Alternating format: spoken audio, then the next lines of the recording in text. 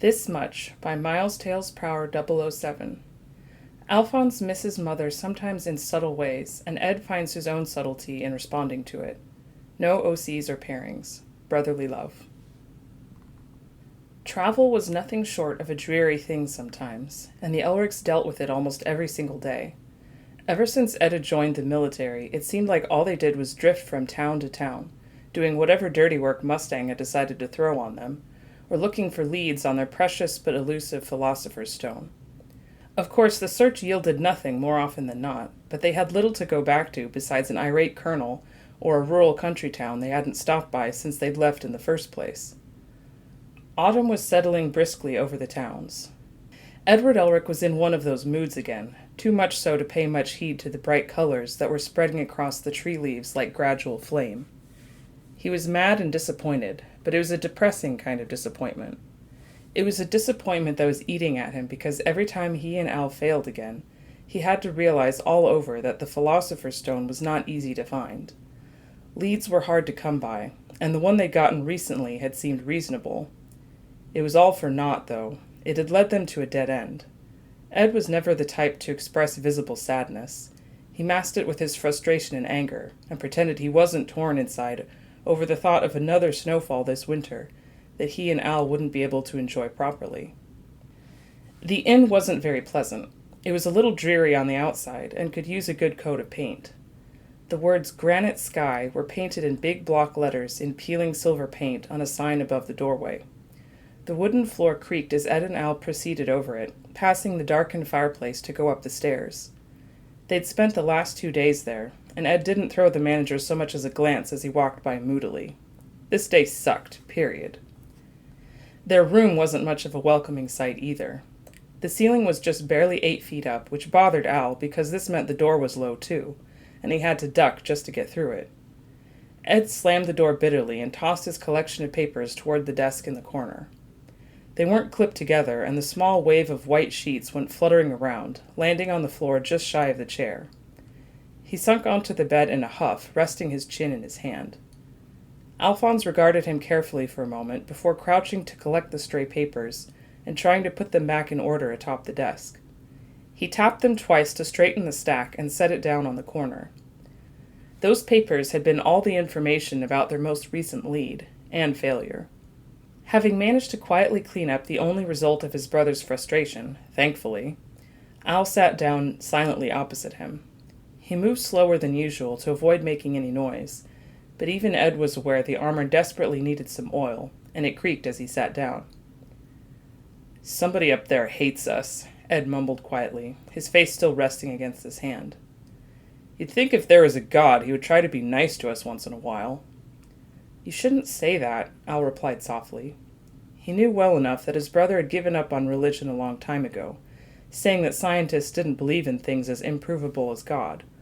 But Al had never wholeheartedly believed that to be the only reason. "We'll get another lead, Ed." "Yeah, after the colonel screams my ear off." He sighed. The idea of reporting back to Colonel Mustang to offer a feeble explanation of their failure for the umpteenth time didn't appeal to him by any means. "I'm sick of this." Alphonse couldn't help but feel dejected on Edward's behalf. They were both tired and frustrated, but they had nothing left to do but keep looking. He wished Ed could have a break. He never seemed to permit himself one. "You should take a break, brother," Al offered. "We could go somewhere quiet for a while and forget about the No! Ed's tone was startlingly forceful, and his whole body straightened with the word, causing Al to freeze. The blond-haired boy exhaled, and his muscles seemed to go along with it, until he'd relaxed back into his original sulking position, facing the wall. "That's not what you want, and it's not what I want either. Who cares if I'm tired? I'm not giving up." He was quiet a moment, and all Al could do was watch the black flamel on the back of his red coat. "I'm not letting you stay like that." He frowned slightly, but didn't say anything else. Sometimes Edward felt the overpowering need to cry over Mother, to cry over their failed transmutation, to cry over the loss of their home, to cry over being in the military, just to cry until he didn't have anything left to cry about. He knew on the inside that they could let go of the sadness if they could just get that over with, but he didn't intend to do it any time soon. It wouldn't be fair. Where was the fairness in it for him to cry until all the sadness and pain were gone? His little brother couldn't cry with him, so he would have to face those feelings all by himself when they arose. This way, at least they could share the sadness when it came back. They could draw comfort from knowing that at the very least they still had each other. Ed wasn't going to leave his only brother alone to deal with something they were meant to share. Autumn at home with Mother was always a nice time of year. She didn't bake much in the summer because of the heat, but once autumn came, she would start to bake again. The whole house would be filled with the aroma of cinnamon or chocolate, and sometimes she'd spend all morning just to bake a pie with fresh fruit from a friend down the road. The boys would stay in the kitchen just to spend time with her and watch her while she made sweets out of magic. There was nothing like watching her bake. The later months had also meant nightfall would set in faster, so they couldn't stay out quite as long to play. But when they came home, Mother would greet them with warm smiles and sometimes an evening snack. But what was especially nice about Mother was how soft and sweet she was, the way she would hug and kiss them whenever there was a chance. Mother always did whatever she could to show her boys she loved them, and in return they would do anything to make her happy. Alchemy in particular was their favorite means of doing so because it never failed to make her smile, and her smile was the prettiest thing in the whole world. All they had to worry about was being home on time in the evenings and learning new alchemic arrays to impress Mother. Each cool evening when she came to tuck them into bed, she would tell them fantastic stories and send them to sleep with a kiss on the forehead. One night, Alphonse was unable to sleep because a rough wind outside was playing with the big tree in the yard and kicking up some noise. Mother stayed on the edge of his bed a good long while, insisting the tree was nothing to worry about, and that the wind was just bored because it hadn't been stormy lately, and it hadn't had much to do. Al was still nervous, though, because the wind seemed to be awfully strong, stronger than his big brother even. He pulled the covers up to his nose. Only one thing would relieve the fear, and that was Mother's love. And so he said in all his 6-year-old innocence, "How much do you love me?" Mother smiled warmly. "As much as the sky." And the sky was a whole lot, so Al went to sleep feeling much better in general. Gold and fiery orange leaves sailed down past the inn's window, landing on the paved streets and rushing around people's ankles as they walked by. Al watched them abstractly, thinking of how the bright colors seemed to contradict the cooling weather outside. He couldn't feel it cooling down anymore, however. He merely knew of the climate changes from experiences long since past. He also realized with a hint of sadness that he could no longer remember what it was like to be cold. Ed was still sitting, hunched over, and now reading over his failed leads with a blank expression. He sighed, tucking the paper back into a stack and dropping it to the floor. Flopping backwards onto his bed, he stared at the ceiling, arms spread and face still blank. Al felt bad, but he didn't want to say anything. For some reason, his brother seemed to temporarily regard him in a different manner every time they failed.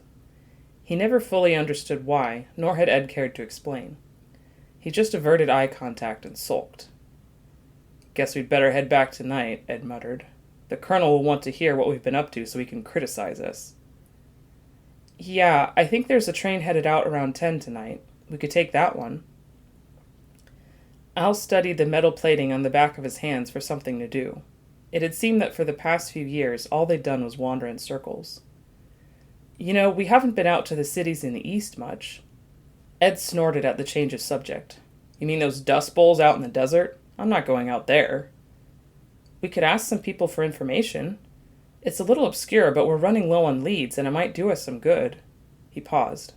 "What do you think?" "We could try it," Ed answered half-heartedly. He sat up again. The sky outside had become a little less light since they trudged back. He would get his stuff together now to save the trouble of having to rush. There wasn't much to pack anyway. With his notes written in travelogue, he could just trash them and try to forget about his millionth flop at finding a cure-all for the two of them. Kneeling down on the wood floor to fold some of his things inside the trunk, he was well aware of Al watching him. Edward hated failure because it meant more time staring at that stupid armor instead of the face his brother ought to have by now. The face he should never have had to lose in the first place. "Want to go get rid of my notes for me?" Without looking, he picked up the stack of paper and held it out behind him. In a moment, it was taken from his hand. "All right." There was a clunk as Alphonse rose to his feet, and Ed tried not to listen to the creak-clunk of metal limbs as he crossed the room to drop the stack into the wastepaper basket. Shoving a few last things into the trunk, Ed timed it so that he slammed it shut the moment Al sat down again, defeating the sound of the armor. "Edward, Alphonse, could you boys go out and get some more wood for the fireplace, please?" Trisha's voice was flawlessly sweet. She straightened her apron. "I'll make you both some hot chocolate once you get in, all right?" "Okay." It had been a while since they'd been able to use the fireplace. The heat of summer had been sufficient for months, but late October was cooling the air, especially at night. Edward looked forward to seeing the orange flame, warm and glowing within the hearth. "Come on, Al." Little brother in tow, he headed outside. It was just starting to get dark. The air was chilly, and not even their long-sleeved shirts managed to protect them from it. The wood pile sat at the side of the house. As the fireplace was still clean, they'd both have to bring in wood in order for there to be enough. Usually Ed just tricked Al into doing most of the work, but now was his chance to exhibit his manly qualities. It was, after all, up to him to be the man of the house.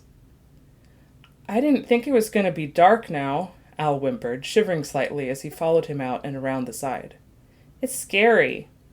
"Don't be a baby," Ed said. "We'll only be outside for a little bit. Here." He loaded his brother's arms up with wood and then took some for himself, and the two managed to get back indoors without dropping the lot.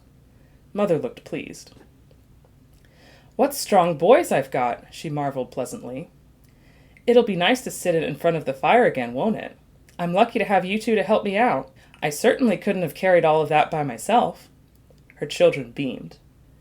Soon the three of them were all cozily seated near the fireplace, each with a warm drink in hand. The fire crackled and the flames licked at the wood, burning it away to charcoal.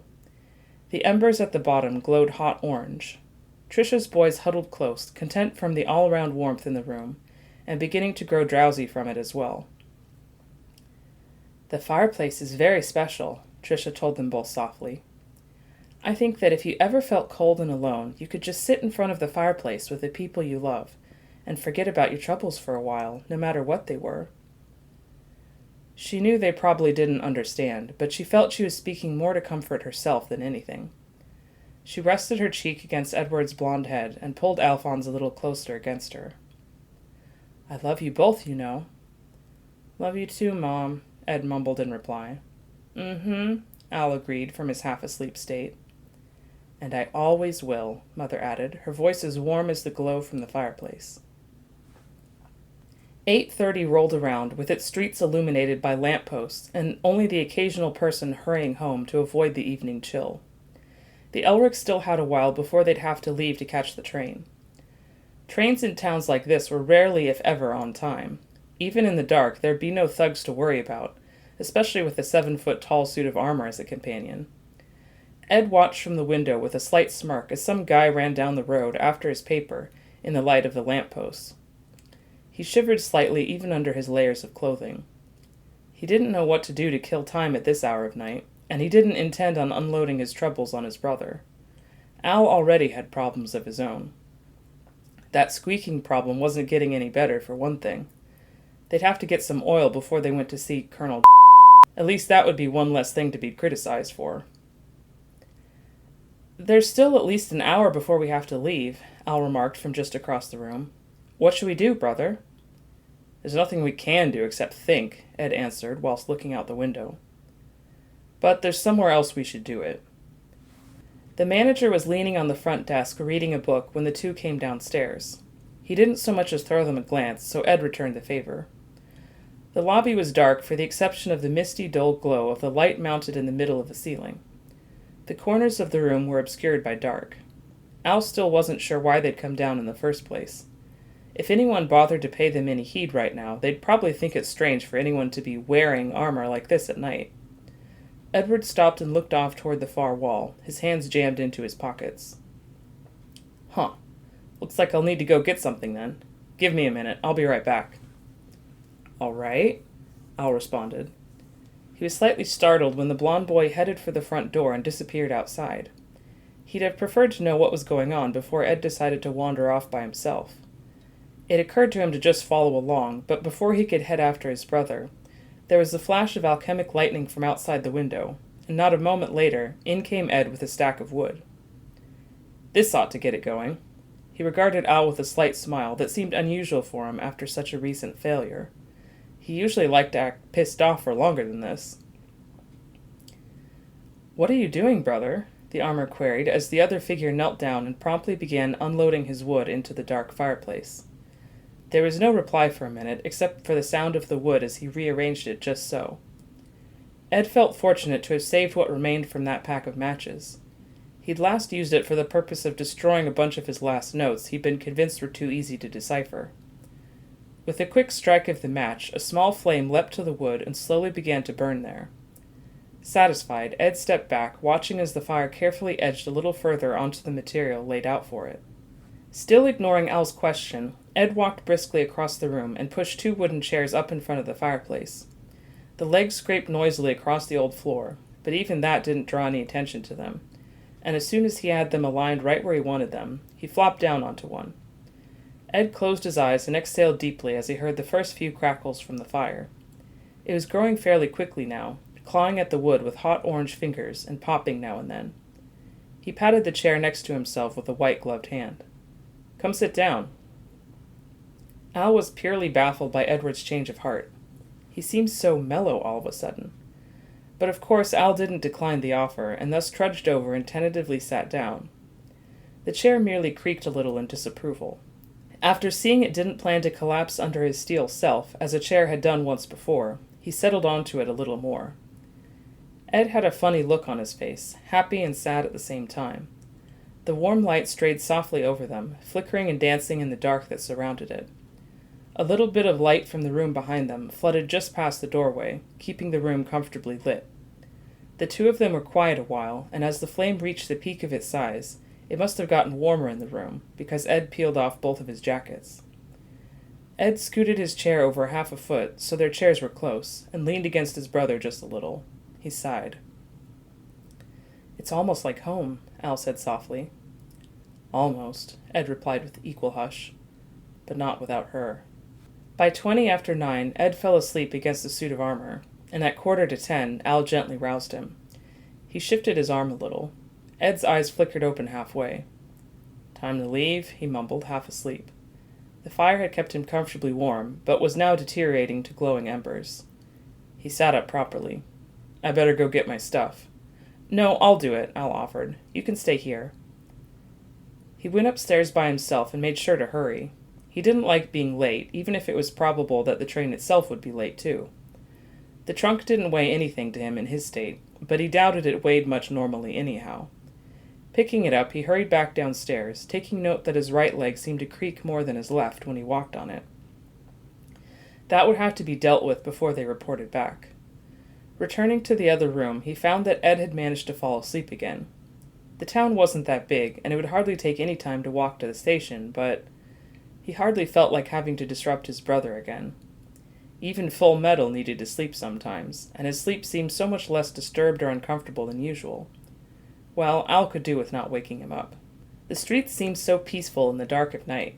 The streetlights glowed warmly, but they weren't surrounded in moths like in early summer. Al had to admire that about the world. Even when some parts of it managed to be so loathsome and vile, and filled with wrongful people and things, other parts managed to lazily drift onward like nothing horrible was going on, minding their own business. Ed's blond head bumped softly against Al's steel rarer brace as he walked, empty steps resounding on the quiet of the paved street. He hadn't bothered to wake him up a second time. The only trouble had been trying to get Ed's jacket back on without waking him up. Al realized he must have looked a little strange, this hulking suit of armor cradling a small figure with one arm and carrying a trunk in the other, walking down an empty street at this hour of night. The train station wasn't very far. Upon arrival, Al gently set his brother down on a bench and sat down on the one opposing it. It seemed strange to see Ed like that. He seemed so small and so vulnerable, and his face masked the pain and concern of years worn with travel and doubt. It seemed strange for that, the small quiet thing there, to be his older brother. His feisty brother. His brother who defied his elders and screamed at people for calling him short. There was no clock, and Al realized he no longer could keep track of the time. He could only assume the train would arrive soon. Watching Ed sleep made him want to feel tired again. He felt so excluded from the world, thinking that he was no longer able to fall asleep in someone else's warm embrace. Even if he could feel, there was no longer a mother waiting at home for him to offer such a comfort. If there were, none of this would have happened in the first place. It must have crawled closer to 10 or even past the mark, as other people trickled into the station. There weren't many. Late trains like this often excluded anyone with small children because they wouldn't stay awake this long. Ed often opted for late-night trains just so he had an excuse to fall asleep without paying a lot of money for it. Al got up quietly and purchased their tickets as soon as he managed to locate the booth, keeping a watchful eye on his brother as much as possible. He found a clock at the booth, too, 20 after 10. The train was late. Not long after, the familiar rumble of the sleek black engine came down the tracks, clacking and chugging before it came to a halt. Steam poured out the top, clogging the view of the clear sky and the bright moon that reminded Al of home so far away. Ed groaned, sitting up against the back of the bench and rubbing at his eyes with the back of his hand. "You're up," Al remarked with soft surprise. "Benches are worse than the train seats," Ed mumbled, pushing his entanglement of bangs from his face. "Time to go already?" "Yeah." Edward Elric rose to his feet, rumpled red jacket falling down around his calves. His right sleeve was pushed up, exposing glinting metal underneath. He tugged the sleeve down roughly, effectively covering what had been visible of his prosthetic. The train was quiet, as it often was during night runs. Ed's head was back against the seat, his eyes closed. It was moments like these where Al felt he had far too much time to think altogether. At first it had depressed him, being in the state he was. After the first year of being stuck in armor, he started to desperately miss all the little things he couldn't have anymore. Cold snow, sweet candy, the smell of grass after it had been freshly cut. He had grieved inwardly for Mother and for the things he couldn't have anymore. Left with just Brother, but being unable to hug him or breathe his heady musk, he felt wholly deprived. But that was just at first. By now, he had all but come to terms with it. He didn't complain about it anymore. He knew better than that. Occasionally he'd voice his longing to feel or to hurt, but he didn't go into as much detail as he used to. The look in his brother's eyes was too much. He knew it wasn't Ed's fault. Right now, Alphonse was thinking of Mother, though. It was hard to remember some things about her. He could only vaguely remember the way she smelled of fresh air and laundry soap, and knew that those memories were mostly of words. He couldn't actually remember the smell itself now, only the words he used to describe it after she was gone. Across from him, Ed was still sleeping. His braid was a little untidy now, and his clothes weren't very straight, but he would moodily fix them on the way to HQ. Then he would swear about that colonel until he felt a little better. Al tilted his head and smiled inwardly at him. Ed shifted a little and shrugged off his jacket. "Silly brother," Al said softly. "I don't want you to catch cold." He rose to his feet, moved over to Ed, and carefully pulled the fabric back up over his shoulders, before plunking himself back down. He wished he could fall asleep too. A funny feeling washed over him, one of regret and confusion, and fondness and warmth. Watching his brother sleep, he couldn't remember ever wishing more that Mother would come and tuck him in. The fireplace had invoked nostalgia, and memories of time before bed, and he felt so badly like asking Mother again how much she loved him. The feeling welled within his empty self, and with only a moment's hesitance, there was nothing more to stop him from asking, with or without a response. "How much do you love me?" Groggy gold eyes opened only a little, and Ed looked as though he was pondering a response. Maybe he wasn't actually asleep before. Al felt silly and childish for asking now that he'd actually done it, and even more so because it seemed like his brother was actually looking for an answer. Just as Al began trying to come up with some way of taking back the ridiculous query, Ed came up with an answer. "This much," he said simply, holding his arms out wide, and just as he did, his sleeve pulled away just enough to let the steel prosthetic shine.